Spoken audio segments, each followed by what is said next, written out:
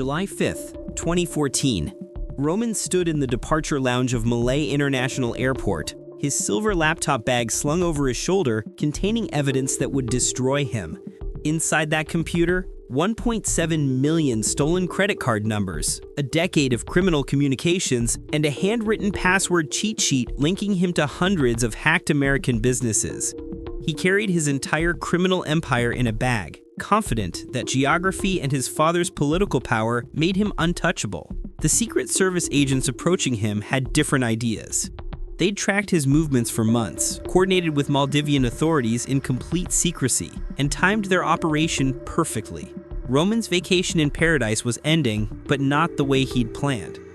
When the agents identified themselves, Roman's mind raced through his carefully constructed safety protocols.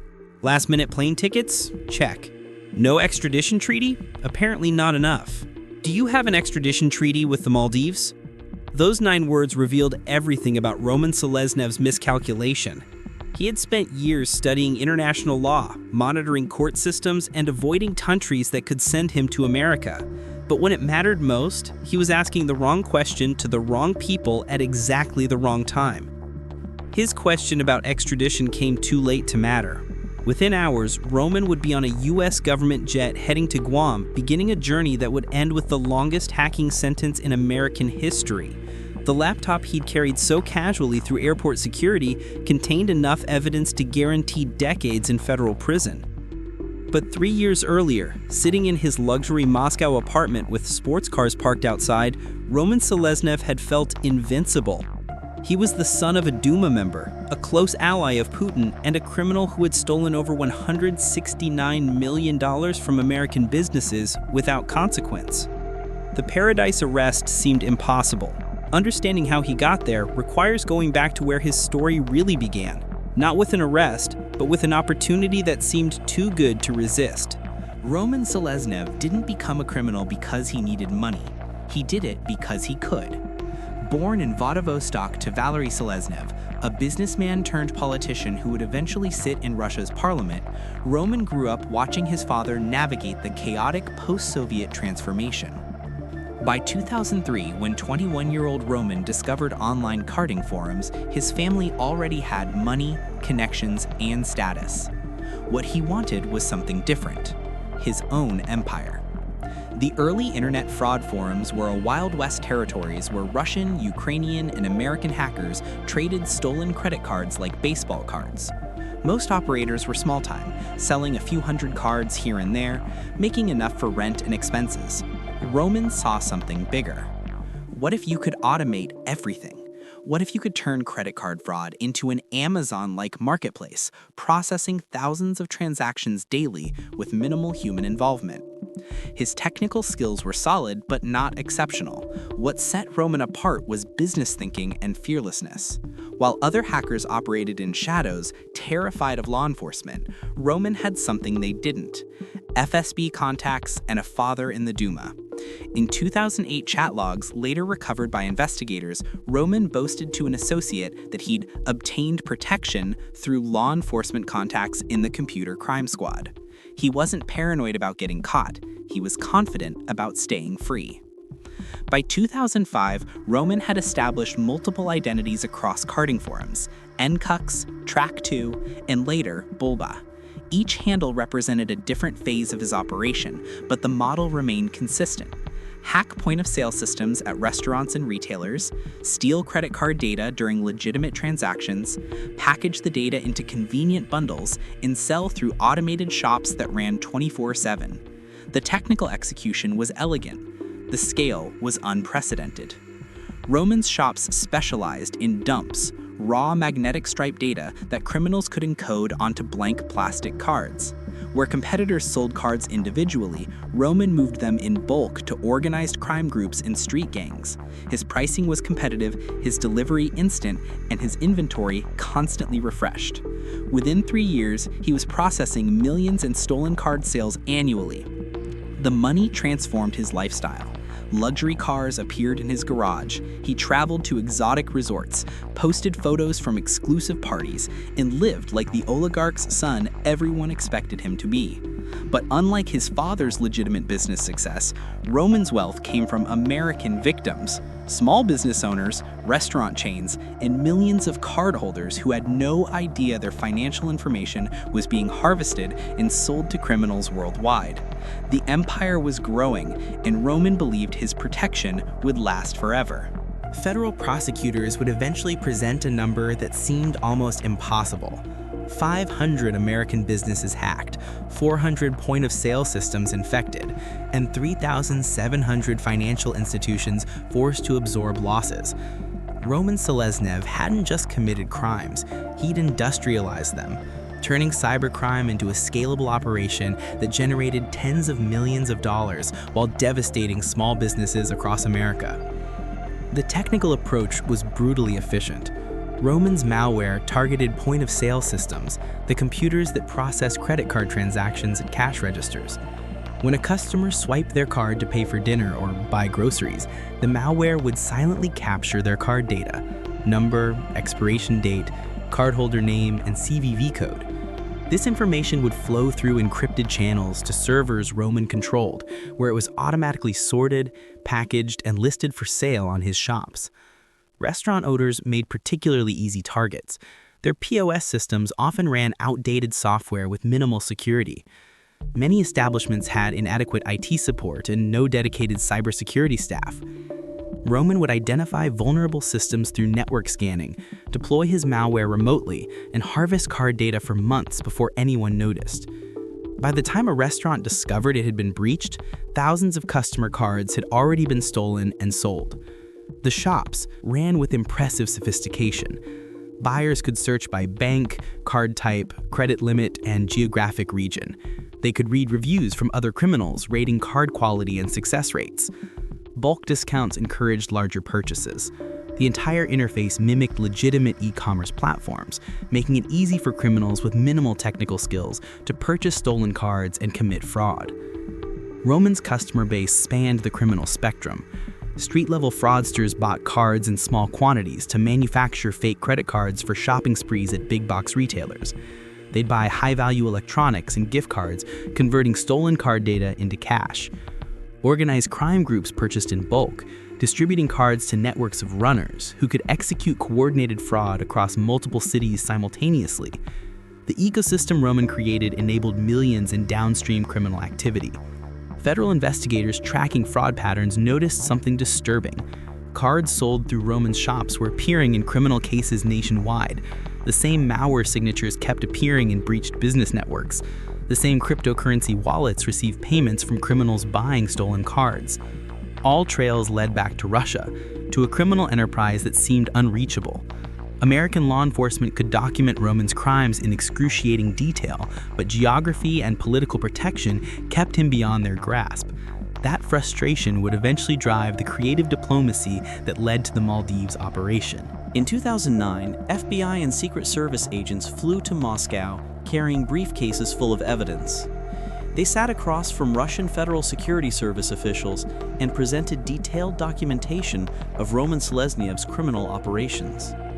The Americans hoped for cooperation, perhaps even an arrest. Instead, they got a masterclass in geopolitical realities. The information got back to Roman almost immediately, and his response revealed everything about his confidence. He expanded his operations. Court documents later revealed that Roman knew exactly what was happening. In 2010, he told an associate that the FSB knew his identity and was working with the FBI. Rather than viewing this as a warning to stop, Roman interpreted it as confirmation that his connections would protect him indefinitely. His father's position in the Duma wasn't just political capital, it was a shield against prosecution in Russia. The Nevada indictment came in 2011, sealed by federal prosecutors who detailed Roman's involvement and his hacks targeting restaurants between 2009 and 2011. The charges were solid, the evidence overwhelming, but the indictment might as well have been written on water. Roman remained in Russia, protected by the lack of an extradition treaty and his father's influence. American agents could identify him, indict him, and publicize his crimes, but they couldn't touch him. Roman's response to being indicted was audacious, even by cybercriminal standards. He didn't hide or slow down. He rebranded. The nCux handle that appeared in court documents was retired. Bulba emerged in its place, running the same shops with the same criminal business model. If anything, the operation grew larger. New shops launched. Card inventory expanded. Tens of thousands of dumps flowed through his marketplace to criminals nationwide. The implicit message was clear. American law enforcement was powerless.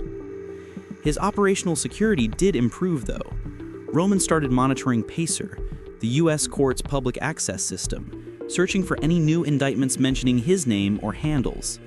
He bought plane tickets at the last minute, avoiding advance bookings that might tip off authorities. He carefully researched extradition treaties, avoiding countries that had agreements with the United States.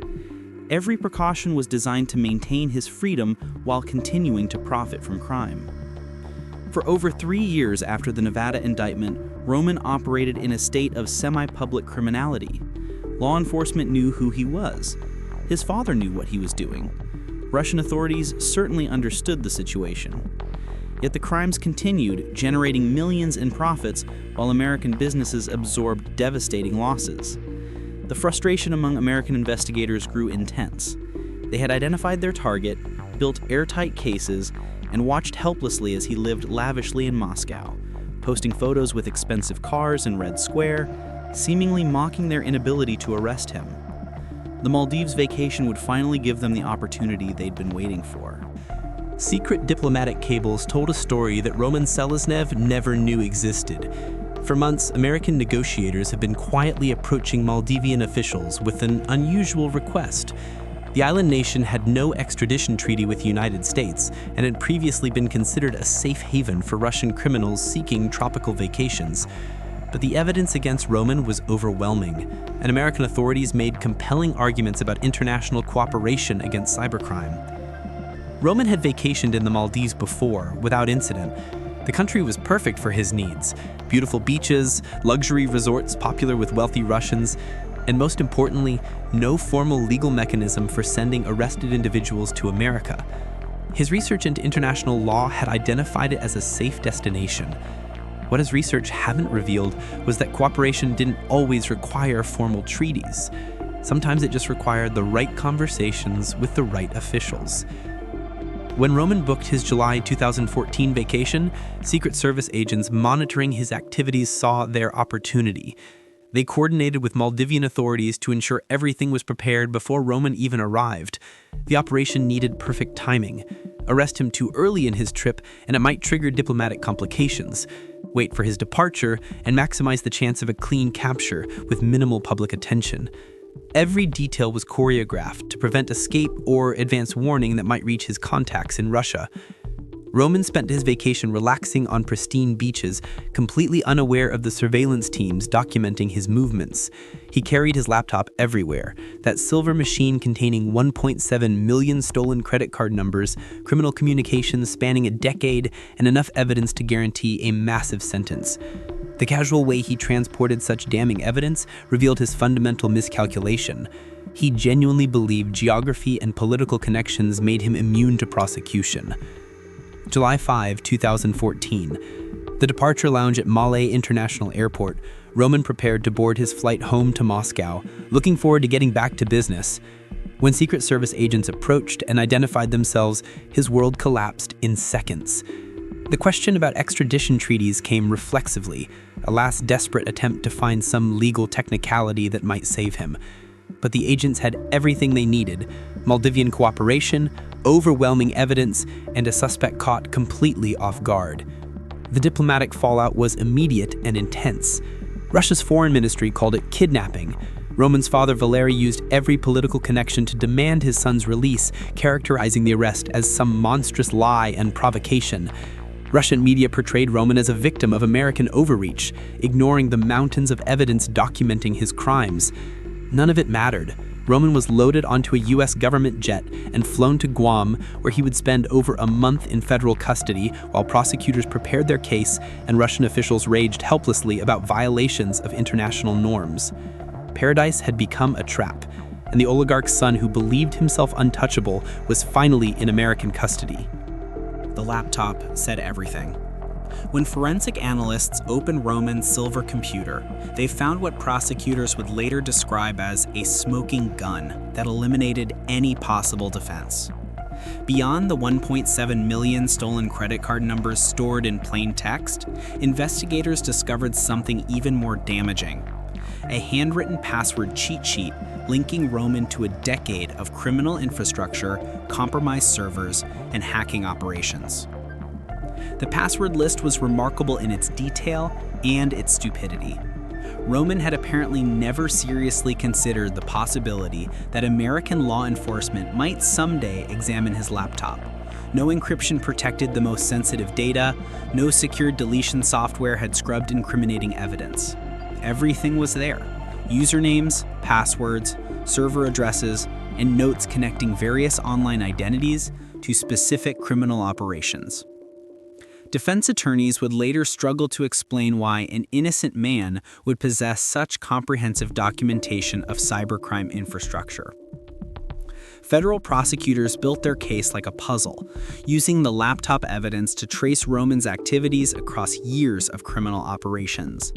They identified specific businesses he'd hacked, recovered malware samples matching code found on his computer, and tracked stolen credit cards from his shops to fraud cases across America. The digital trail was overwhelming: server logs, cryptocurrency transactions, encrypted chat messages with criminal associates, and detailed records of which point-of-sale systems he'd compromised. The human element made the technical evidence even more powerful. Prosecutors brought small business owners to testify about the devastating impact of Roman's hacks. Restaurant owners described losing customers' trust, facing lawsuits, and watching their businesses suffer because criminals had stolen payment data from their systems. Some establishments had closed permanently, unable to recover from the financial and reputational damage. These weren't abstract victims. They were real people whose livelihoods Roman had destroyed in his pursuit of profit. His trial in Seattle became a showcase of digital forensics and international cybercrime prosecution. Technical experts explained how point-of-sale malware worked, how Roman had maintained persistent access to compromised networks, and how stolen card data flowed through his automated shops. Financial analysts documented losses exceeding $169 million across thousands of institutions. Law enforcement officials described the years-long investigation that had finally culminated in his Maldives arrest. Roman's defense strategy focused on challenging the arrest's legality rather than disputing the evidence. His lawyers argued that the Maldivian capture constituted kidnapping, that he'd been denied due process, and that the United States had violated international law. But the court found that the Maldivian authorities had cooperated voluntarily, that no extradition treaty had been violated because none existed, and that the arrest didn't constitute the kind of shocking government misconduct that would warrant dismissing charges. On August 25, 2016, the jury delivered its verdict: guilty on 38 of 40 counts. The oligarch's son, who had believed himself immune to American justice, sat expressionless as the verdicts were read, finally understanding that his protection had limits. Judge Richard A. Jones faced a sentencing decision that would send shockwaves through the international cybercrime community. Federal prosecutors requested 35 years, emphasizing that Roman Seleznev had harmed more victims and caused more financial loss than perhaps any other defendant that has appeared before the court. The request wasn't just about punishment, it was about deterrence, about sending an unmistakable message to cybercriminals worldwide that American justice eventually reaches everyone. Roman's lawyer Igor Litvak made impassioned arguments for leniency. His client had been gravely injured in a 2011 terrorist attack in Morocco, leaving him with permanent physical damage. He suffered from hepatitis B and other serious health conditions. Any lengthy sentence would effectively be a death sentence, given his medical situation. Litvak characterized the prosecution as politically motivated, noting that Roman still faced additional charges in Georgia and Nevada. The cumulative punishment seemed excessive, even cruel. The prosecution countered with a timeline of Roman's choices. After being clearly identified in the 2011 Nevada indictment, he hadn't stopped or even slowed his criminal activities. He'd expanded them. He'd rebranded his operation and continued stealing from American businesses with complete disregard for the law or his victims. Even during his trial, prosecutors revealed evidence that Roman and his father Valery had discussed witness tampering and possibly planning an escape from the federal detention center in SeaTac. Judge Jones noted something that made Roman's situation particularly frustrating: the missed opportunities. Multiple lawyers had advised him to negotiate a plea deal before trial. Prosecutors had indicated willingness to recommend reduced sentences in exchange for cooperation and information about international criminal networks. Roman had refused every offer, apparently confident he could prevail in court or that political pressure would somehow result in his release. By the time he changed his mind and signaled willingness to cooperate, the trial was over and prosecutors no longer needed what he could offer. April 21, 2017. Judge Jones delivered his sentence: 27 years in federal prison, the longest hacking sentence in American history. The courtroom was silent as the number hung in the air. 27 years meant Roman would be nearly 60 when released, having spent his entire adult prime behind bars. The judge also ordered $169 million in restitution to victims, though everyone understood that amount would never be fully paid. Roman showed little emotion, but his father Valery, watching via video link from Russia, reportedly reacted with fury, immediately vowing to continue fighting through diplomatic channels. Russia's embassy in Washington tweeted that the arrest had been unlawful and the sentence draconian. None of it changed the reality. The oligarch's son, who believed geography and political connections made him untouchable, would spend decades in an American federal prison. The record-setting sentence represented not just punishment for past crimes, but a warning about the future, that international cybercriminals could no longer assume they were beyond the reach of American law enforcement, regardless of their connections or the countries that protected them. August 1, 2024, Ankara, Turkey. In the largest East-West prisoner exchange since the Cold War, 26 individuals were swapped between the United States, Russia, and several other nations in a complex diplomatic arrangement. Among them, Roman Seleznev, who had served only 10 years of his 27-year sentence.